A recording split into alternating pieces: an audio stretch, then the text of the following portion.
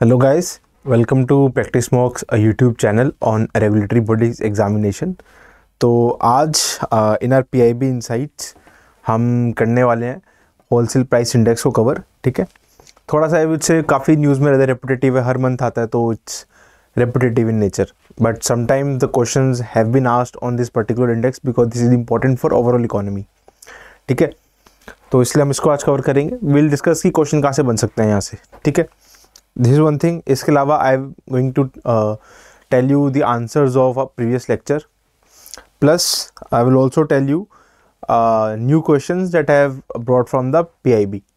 तो अभी PIB में कुछ ज़्यादा मेजर स्कीम्स न्यूज़ में नहीं चल रही हैं, बट छोटे छोटे काफ़ी इंपॉर्टेंट टॉपिक्स न्यूज़ में चल रहे हैं. तो RBI गेट भी एज यू नो कि हवा आ रही है, कहीं से न्यूज़ आ रही है कि it might be conducted in June, mid June में हो जाएगा एंड फेज़ 2 जुलाई में हो जाएगा.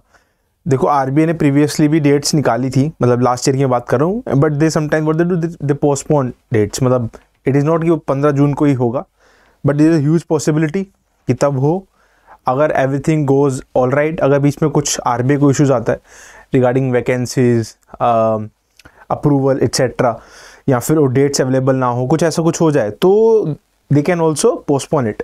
But I would suggest you guys कि अगर आप प्रिपेयर करो RBI का, तो आप जून का लेके ही प्रिपेयर करो, क्योंकि बाय चांस अगर नोटिफिकेशन आ गया and you were not prepared, then it is going to cost you an year. पूरा साल फिर से खिंच जाएगा. ठीक है, तो मान के चलो जून में, अगर जून में नहीं तो ऑफकोर्स जुलाई अगस्त में तो हो ही जाएगा. एंड इसका इलेक्शंस के कोड ऑफ कंडक्ट से कुछ लेना देना नहीं है. कोड ऑफ कंडक्ट जो होता है it is a separate thing. खुद सोचो ना कि अगर इलेक्शन तो काफ़ी महीने चलेंगे, 3 महीने तो चलेंगे मिनिमम, अगर उस टाइम पे गवर्नमेंट बोलते कोई एग्ज़ाम नहीं ले रहे हैं, does it make any sense? हाँ, हो सकता है कुछ नया अप्रूवल ना हो, कोई नई मेजर स्कीम ना आए, कोई मेजर एजुकेशन में से बड़ा इनिशिएटिव ना हो, but this RBI recruitment, UPSC civil services, this is a repetitive in nature, this is periodic, हर साल होता है, बार बार होता है. This is not something unique which is being launched in election year. तो इसलिए इट विल बी कंडक्टेड. अब ऐसा तो नहीं हो सकता कि सब TCS के एम्प्लॉयज़ को बोलो कि इलेक्शन आ रहे तो आप ऑफिस बंद कर दो, कोई एग्जाम नहीं होगा. नहीं, एग्जाम्स गेट कंडक्टेड. तो you do not need to worry about elections. Some things I agree, हो सकता है कि इलेक्शंस में क्योंकि फोर्स कम होती है, people are on duty, but जो ये एग्ज़ाम है ये ऑनलाइन होता है, तो यहाँ पे इतना ज़्यादा ऑफलाइन सपोर्ट नहीं चाहिए which is required and private agencies conduct करती है. तो anyhow they are getting their revenue and also, उनके कोई दिक्कत की बात नहीं है गवर्नमेंट के लिए ये. हाँ, कुछ एग्जाम हो सकते हैं जहाँ पे you need teachers, you need of schools which would no be occupied during elections, तो that is something cause which is a cause of concern, but RBI would be conducted, है ना. हाँ, एक बार 2019 के अंदर वो आगे हो गया था, अब उस टाइम क्या था I do not know, but what I believe and what generally is true कि इलेक्शंस के कोड ऑफ कंडक्ट से RBI एग्ज़ाम पे तो फ़र्क नहीं पड़ना चाहिए. तो आप जून को ही मान के चलो. तो अगर आप जून को मान के चल रहे हो तो क्या हो गया, दिसंबर से लेके जून तक का 6-7 महीने हो गए. इसमें करंट अफेयर्स आपको अच्छे से आने चाहिए. जब मैं करंट अफेयर्स की बात करूँ तो यहाँ पे आपको ESI news, financial news, government schemes, RBI, SEBI circulars. ठीक है, मैं SEBI भी यहाँ पे बोल रहा हूँ बिकॉज यू नो कि SEBI का भी एडवांस इंटीमेशन आ चुका है, जहाँ पे उन्होंने number of post and upcoming notification date they have given. So it is also good news for regulatory bodies aspirants जो प्रिपेयर कर रहे हैं काफ़ी टाइम से. तो जो मोस्टली हमारे RBI में एलिजिबल हैं, काफ़ी हद तक SEBI में भी एलिजिबल रहते हैं. तो अब दोनों को प्रिपेयर करना चाहते हैं उनके लिए we will tell in later stage, we will come up with the plan also कि वो नेक्स्ट 60 डेज कैसे प्लान कर सकते हैं SEBI. ठीक है, बट जो RBI को प्रिपेयर करते आ रहे हैं, आई वुड सजेस्ट देम कि आप मेन फोकस RBI पे ही रखें. ठीक है, हाँ, SEBI is a very good exam. अगर आपको लगता है कि आप दोनों कर सकते हो, है ना, मतलब अगर आप SEBI से फेमिलियर है, मतलब आपको कहीं ना कहीं इकोनॉमिक्स, थोड़े बहुत इकोनॉमिक्स, मैं सबको ये नहीं कह रहा हूँ कि आपको पूरी बुक रटी हुई नीचे, नहीं, बेसिक्स अगर आपकी क्लियर अकाउंट्स के, क्रेडिट डेबिट के रूल्स वगैरह, आप मैनेजमेंट के आप चैप्टर्स पढ़ चुके हो, तो आप SEBI को एक ट्राई दे सकते हो. SEBI का फेज़ 1 थोड़ा आसान रहता है, तो फेज़ 1 क्लियर करने के बाद आप यूँ कर सकते हो. फिलहाल के तो आप अपना क्वांट रीजनिंग स्ट्रॉन्ग करो. मैं आपको सजेस्ट करूँ तो, अगर आप उसमें वीक हो तो, अगर उसमें स्ट्रॉन्ग हो तो फिर आप रुक सकते हो अभी, फिर आप उसको नोटिफिकेशन आने के बाद कर सकते हो। क्वांट रीजनिंग स्ट्रॉन्ग करो, ये आपका सेबी में भी हेल्प करेगा, आरबीआई में तो हेल्प करेगा। और जब सेबी का नोटिफिकेशन आ जाएगा, है ना, तब आप क्या कर सकते हो, then you can start focusing on SEBI related subjects. Given की आरबीआई का नोटिफिकेशन अभी नहीं आया है, ठीक है, ये मेरे आप थोड़ा मैं बता रहा हूँ कि ऐसे आप कर सकते हो, बाकी इट्स अप टू यू। फिर सोचो कि सेबी क्योंकि नोटिफिकेशन डेट्स अनाउंस कर देगा, ठीक है, तो आप सेबी के सब्जेक्ट्स हल्के हल्के रीड करने लग जाओ, ताकि आपका फेज 1 क्लियर हो जाए, प्रिलिमिनरी टेस्ट क्लियर हो जाए। वो क्लियर होने के चांसेस बहुत से रहते हैं, काफ़ी लार्ज नंबर स्टूडेंट सेलेक्ट होते हैं वहाँ पे। अगर आप थोड़ा भी एफर्ट दोगे और आप जेन्युइन एफर्ट दोगे तो आपका फेज 1 सेबी का हो जाएगा क्लियर, ठीक है। ये होने के बाद अगर आरबीआई का नोटिफिकेशन आ चुका है एंड योर आई वुड से अगर फेज 1 को अराउंड द कॉर्नर है, तो फिर सिचुएशन थोड़ी डाइसी हो जाएगी। अगर आरबीआई का फेज 1 एंड सेबी का फेज 2 में अच्छा खासा गैप है, तो आई वुड सजेस्ट कि 15-20 दिन आप फेज 2 को अच्छे से दे दो सेबी के, जितना भी गैप रहता है महीने का, तो अच्छे से वो गैप दे दो। अगर आपने फेज 1 क्लियर कर लिया है तो देखो क्या होता है, जब आप कोई फेज 1 क्लियर करते हो ना और आप कोई फेज 2 की प्रिपेयर करते हो, B it any exam, RBI की बात करूँ तो उस टाइम में ना आप ऑटोमेटिकली पढ़ते हो, आपको कोई मोटिवेशन की जरूरत नहीं पड़ती, you just keep on studying, ठीक है। तो आप फेज 1 पे फोकस करो सेबी के, मतलब कि मिनिमम पढ़ो कि क्लियर हो जाए, होने के बाद होता है क्लियर, देन फेज 2 पे जोरदार से लग जाना, सेबी की बात कर रहा हूँ मैं। हाँ, अगर इसके बीच में आरबीआई गेट बी का फेज 1 है, फिर यहाँ पे आपको कॉल लेनी पड़ेगी, मुझे आरबीआई देना है या मुझे सेबी देना। अगर ऐसे क्लैश होता है जिसकी संभावना कम है, there would be a gap, क्योंकि अगर लगाओ सेबी का भी नोटिफिकेशन तो मई में उनका अगर फेज 1 भी होता है, फेज 2 जून में हो रहा है, ठीक है, या फिर जुलाई में हो रहा है, तो अगर अभी आरबीआई नोटिफिकेशन नहीं आया है, बट आई एम एक्सपेक्टिंग अगर 15 जून को वो है,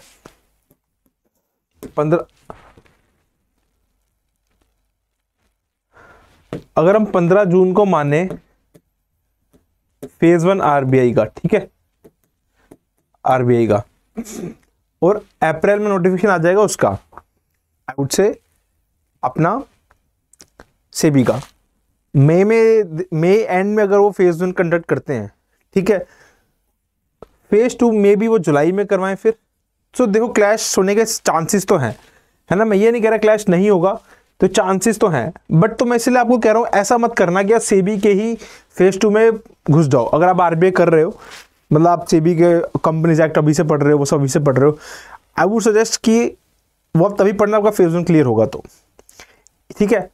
अदरवाइज आप एक और अप्रोच लेके आ सकते हैं। उस अप्रोच में आप क्या करोगे कि अभी जैसे क्या चल रहा है, मार्च चल रहा है, तो आप क्या करना कि जो सब्जेक्ट्स हमारे आरबीआई एंड सेबी के अनकॉमन है ना, जो कॉमन में नहीं है, बीच कंपनीज एक्ट है ना, अकाउंटेंसी थोड़ा डिटेल में, अकाउंटेंसी तो आरबीआई में पूछा जाता है, कंपनीज एक्ट हो गया, कोस्टिंग भी आता है आई थिंक, तो थोड़े डीप लेवल सब्जेक्ट्स हैं। इसके लिए आपको अच्छी नॉलेज चाहिए, एटलीस्ट 1 मंथ चाहिए आपको इन सब्जेक्ट से पकड़ बनाने के लिए, अच्छी पकड़, ठीक है। जस्ट कंप्लीट करना तो 15-20 दिन में भी कर सकते हो, बट अच्छे से पढ़ना तो 1 महीना चाहिए। तो आप यूँ कर सकते हो कि अभी जस्ट अगर आपका गिवन क्वांट रीजनिंग ठीक है तो फिर आप वो चीज़ अभी कर सकते हो, बट अगर अभी क्वांट रीजनिंग ठीक नहीं है, I would just quant reasoning पे फोकस करो, ये आपको सेबी के फेज 1 में भी हेल्प करेगा। इसका फ़ायदा ये है कि बाई चांस अगर आपका फेज 1 सेबी का क्लियर नहीं होता है, तो आप still on a better position होंगे आरबीआई का फेज 1 क्लियर करने में, अगर आप क्वांट रीजनिंग सही है, जीए गिवन आप जीए के लिए हमारा पीआईबी वगैरह फॉलो कर रहे हैं तो, ठीक है। तो बहुत आपको ना सोच समझ के आगे डिसीजन लेने हैं कि आपको कौन सा एग्जाम कैसे कब देना है, क्या करना है। आई वुड सजेस्ट कि अभी नोटिफिकेशन का वेट करो सेबी का, आई थिंक 13 अप्रैल बोला है उन्होंने, तो 13 तक आ जाएगा। बट इसके दौरान आपको क्या करना है, अगर आपको क्वांट रीजनिंग वीक है तो just keep on practicing quant and reasoning along with doing current affairs, अभी के लिए इतना। अब सेबी का फिर नोटिफिकेशन आएगा तो हमें और चीज़ें क्लियर होंगी, उनकी एग्जाम डेट क्या है, और जो मैंने आज से पहले चीज़ें बोली है, तो आप वो चीज़ तब डिसाइड करना आपको कब एग्जाम कौन सा कैसे देना है, ठीक है। तब क्या हो सकता है अपन आरबीआई की भी और ज़्यादा क्लैरिटी आ जाए, ठीक है। तो ये सिनेरियो है। अभी आपको हार्श अभी एकदम ना इंस्टेंटली डिसीजन मत लो, एक क्या होता है डोपामाइन मिलता है नोटिफिकेशन देख के, तो जस्ट पीपल की हाँ यार सेबी है, कैपिटल मार्केट है, न्यूज़ में रहता है, स्टॉक मार्केट वगैरह ना, थोड़ा आदमी डाइवर्ट हो जाता है। बट वो तभी हो ना अगर आपको क्वांट रीजनिंग ठीक है, तो क्वांट रीजनिंग ठीक नहीं है तो वो आपको पहले ठीक करना पड़ेगा, that should be your first priority, ठीक है। Now will start with the lecture. तो आज हम पढ़ने वाले हैं होलसेल प्राइस इंडेक्स, ठीक है।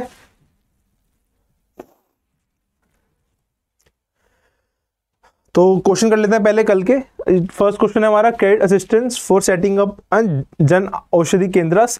पहली स्टेटमेंट, टर्म लोन मिलेगा 4 लाख का, this is correct. Minimum 20% cap cost आपको देना पड़ेगा जो लोन ले रहा है, दिस ऑल्सो करेक्ट।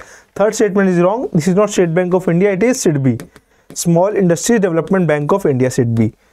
सिडबी का भी रिजल्ट आ गया है, ठीक है। सिडबी असिस्टेंट मैनेजर्स का भी रिजल्ट आ चुका है, तो कांग्रेचुलेशन उनके लिए भी।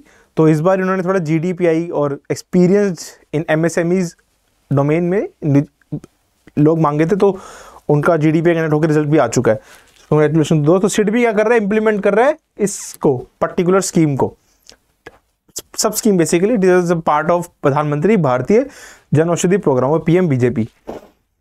अगला हमारा ओएनडीसी पे। तो ओएनडीसी बहुत अच्छा क्वेश्चन है, उससे कॉन्सेप्चुअल है। सो पहला ONDC network is not a platform और एन एप्लीकेशन, ये करेक्ट है, वो कोई प्लेटफॉर्म नहीं है लाइक अमेजॉन फ्लिपकार्ट, वो एक प्लेटफॉर्म नहीं है, इट इज अ नेटवर्क, ठीक है। सेकेंड है ONDC connects buyers and sellers on same platform, this is also incorrect. क्यों?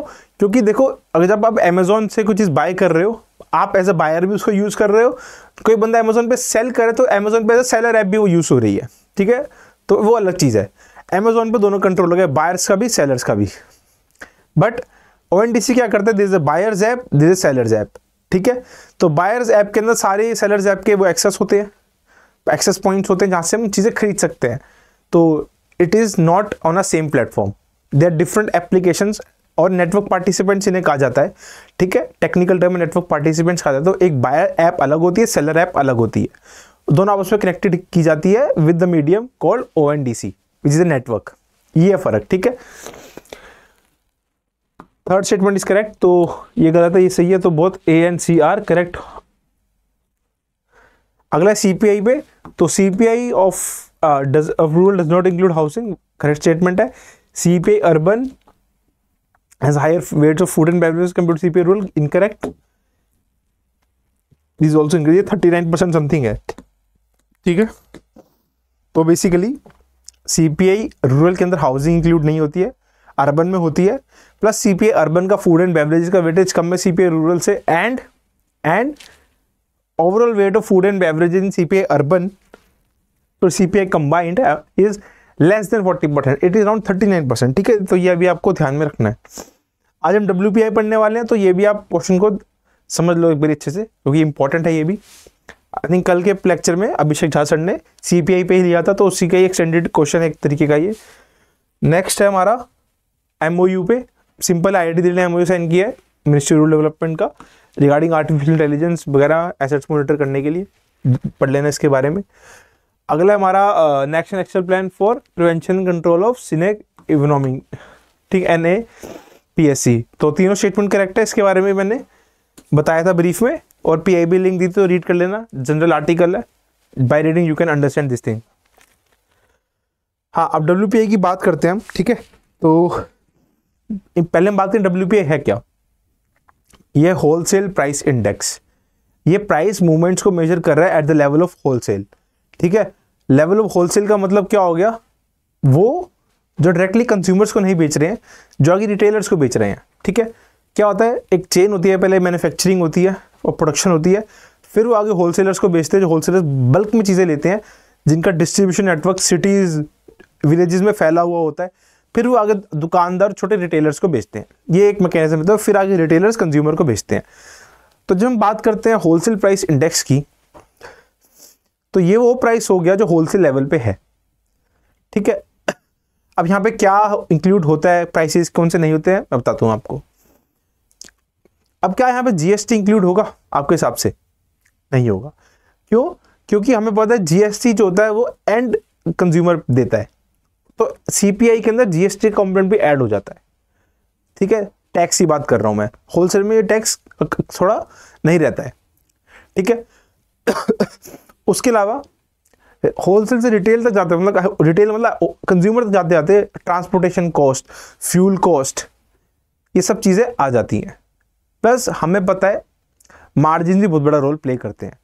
जब होलसेल से रिटेल पे आता है तो होलसेल अपना मार्जिन भी मांगता है, अपना प्रॉफिट भी, तो इन दी एंड जो कंज्यूमर को पे करना पड़ता है थोड़ा एक्स्ट्रा पे करना पड़ता है, ठीक है। तो वो होता है हमारा consumer price index. But wholesale होता है जो होलसेल लेवल पे खरीद और बेचा जा रहा है, ठीक है। नाउ डिटेल में जाएंगे हम इसकी क्या क्या इसके कंपोनेंट्स है, डेट वी विल सी। इसके अलावा one more thing is here कि WPI जो था पहले 2014 से पहले RBI यूज करता था फॉर इन्फ्लेशन मॉनिटरिंग और टारगेटिंग, बट 2014 के बाद जब हमारी अप्रोच चेंज हुई, वह जब मॉनेटरी पॉलिसी फ्रेमवर्क आया, जब हमने CPI कंबाइंड पे गए, तो ये बहुत बड़ा चेंज था, because CPI combined is a better indicator than the wholesale price index, ultimately which is going to affect the consumers the most. Of course consumer price index, wholesale level पे जितने price हो रहे हैं, of course there is a correlation between wholesale price and हमारा CPI। Wholesale price अगर बढ़ रहा है तो अल्टीमेटली CPI भी बढ़ता है, थोड़े गैप के बाद बढ़ता है, बट इट जनरली इंक्रीजेस। और CPI का ग्रोथ रेट कम हो रहा है तो WPI ग्रोथ रेट कम हो रहा है तो CPI का भी कम होता है। So there is a positive correlation among them, ठीक है। मतलब एक बढ़ रहा है तो दूसरा भी बढ़ता है, एक घट रहा है तो दूसरा भी घटता है, ठीक है।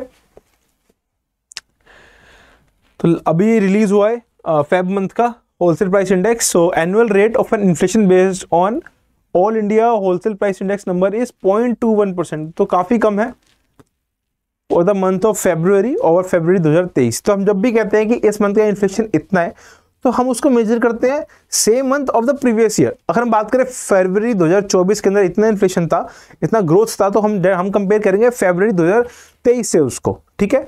और हाँ, अगर कभी कभी क्या होता है फेब 2023 के अंदर बहुत ज़्यादा इन्फ्लेशन हुई थी, बहुत ज़्यादा अमाउंट बढ़ा था, बट 2024 के अंदर कम हुआ, तो there is a what we called base effect also, मतलब बेस इतना आपका ज़्यादा बढ़ा है कि अब जो बढ़ रहा है वो उसके सामने इतना ज़्यादा नहीं दिखता है। Understand? Positive rate of inflation in February is primarily due to increase in price of food articles, crude petroleum, natural gas, electricity, machinery, equipment and motor vehicles, trailers and semi trailers, ठीक है। अब now this index WPI divided into 3 categories. This one is primary article, second fuel and power, third is manufacturing products. और इनके weights आपको ध्यान में रखने हैं। प्राइमरी आर्टिकल का वेट है 22.62%, फ्यूल एंड पावर का 13.15 एंड मैन्युफैक्चर प्रोडक्ट्स का 64.23, ठीक है। तो एग्जाम में देखें आस्क कि क्या मैन्युफैक्चरिंग प्रोडक्ट्स का जो वेटेज है वो मोर देन 2/3 है, तो आपका आंसर होगा नहीं, वो 64 पॉइंट है, विच इज लेस देन 66%, ठीक है। उसके अलावा देखें ask the weightage of food in WPI is more than 1/4, नहीं ये भी गलत है, इट इज लेस देन 1/4, यानी 25% से कम है। कितना? 24.38% है ये, ठीक है। Now when we go in details कि प्राइमरी आर्टिकल्स में क्या क्या आ रहे हैं, फ्यूल एंड पावर में क्या क्या आ रहा है, मैन्युफैक्चर प्रोडक्ट्स में क्या हो रहा है, इनकी बात कर लेते हैं एक बारी। तो प्राइमरी आर्टिकल्स में पहला आता है फूड आर्टिकल्स, ठीक है, फिर द नॉन फूड आर्टिकल्स, ठीक है, फिर मिनरल्स, सॉरी ऑयल सीड्स आते हैं, सॉरी फिर मिनरल्स, फिर क्रूड पेट्रोल नेचुरल गैस। तो एग्जाम में क्वेश्चन आ सकता है which of the following is not the sub component of primary articles as given in the wholesale price index. तो वहां आपको 5 ऑप्शन देंगे, 5 ऑप्शन में आपको 4 ऑप्शन भी होंगे, serial food articles, non food articles, minerals, crude petrol natural gas, and they might give you fifth something else like I would say they will give you refinery products etc. तो 500 ऐसा classification दे देंगे, तो आपको चारों नाम पता होने चाहिए। और मैंने आपको पहले भी बताया कि जब भी आपको कभी कुछ पढ़ रहे हो, कहीं पे 4 कंपोनेंट या 5 कंपोनेंट दिखते हैं, तो आपको वो अच्छे से रटना है, बिकॉज वहाँ से एग्जाम में आने के चांसेस बहुत ज़्यादा रहते हैं, बिकॉज क्वेश्चन बनाना वहाँ थोड़ा रिलेटिवली आसान रहता है, ठीक है। फ्यूल एंड पावर में हमारे LPG, petrol and high speed diesel तीनों होते हैं, ठीक है। बाकी मैन्युफैक्चर प्रोडक्ट 64.28, इसके बारे में रीड करने की जरूरत नहीं है, बहुत सारे यहाँ पे कैटेगरीज हैं, बस आपको ये ध्यान में रखना है, ठीक है। This is WPI। अब रिलीज कब होता है उसकी बात कर लेते हैं। सो DPIIT रिलीजेस, ठीक है, मतलब ministry of commerce and industry release करती है, या ये उसका डिपार्टमेंट है DPIIT ऑन मंथली बेसिस, ठीक है, on 14th of every month और नेक्स्ट वर्किंग डे, ठीक है।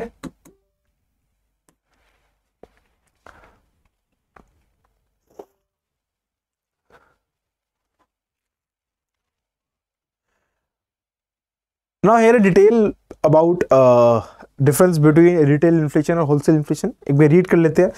While retail inflation looks at the price at which consumer buys the product, WPI measures the prices is measured based on the price at wholesale level. There are two layers between wholesale price and retail price. One is the additional cost of transportation, ठीक है, from the wholesale to the point of sale. And other is retail markup, जो मैंने margin की बात करी थी. During the lockdown, for instance, it was more difficult to transport goods, and that additional cost added to individual prices. Similarly, if there is scarcity, the retail margin goes up adding to the price. ठीक है, समझ में आ गया आपको? ये Covid का scenario link किया गया यहाँ पे. Then another difference between the two indices is that the wholesale market is only for goods. ये बताना भूल गया, होलसेल खाली गुड्स के लिए है, सर्विसेज के लिए नहीं है. सीपीआई दोनों के लिए है. You can not buy services on a wholesale basis. ठीक है, कभी आपने सुना है कि सर्विसेज होलसेल बेसिस पे मिल रही है? नहीं, सर्विसेज हमेशा कंज्यूमर को दी जाती है at a retail level. So WPI does not include services where the retail price index does. The pricing norms of wholesale and retail are also different. ठीक है, certain items on WPI such as fuel are closely linked to international prices, creating a gap between the figures on this index and CPI. तो बहुत बड़ा important fact है. एक ना बहुत बड़ा इशू चलता है, मैंने ऐसे बताया WPI CPI कोरिलेटेड है, बट समटाइम वेज भी क्रिएट हो जाता है, गैप भी क्रिएट हो जाता है. ये इसलिए होती है कि जैसे फ्यूल तो जो है होलसेल लेवल पे मेजर होगा उसका प्राइस भी, रिटेल में हम भी फ्यूल लेते हैं ना पेट्रोल पंप पे जाके, तो हम भी मेजर करवाएंगे उसको. But the methodology adopted in measuring WPI level पे जो फ्यूल एंड पावर को है, whereas measuring fuel at the level of retail is different. जैसे यहाँ बताया गया है WPI लेवल पे हम इंटरनेशनल प्राइसेस को भी कंसिडर करते हैं, बट CPI में नहीं करते हैं. ठीक है,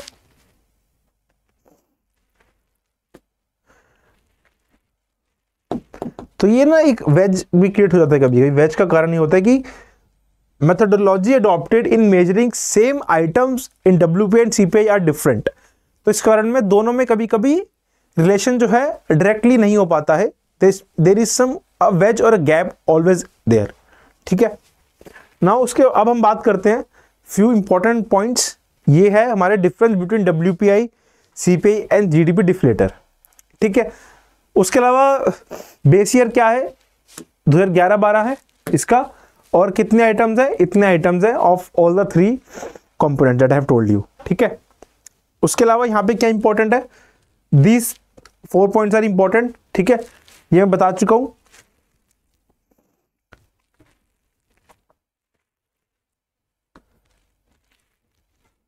the goods purchased bye consumers in retail market do not represent all the goods produced in the country. So CPI does not include these items, but WPI consider all such goods. ठीक है,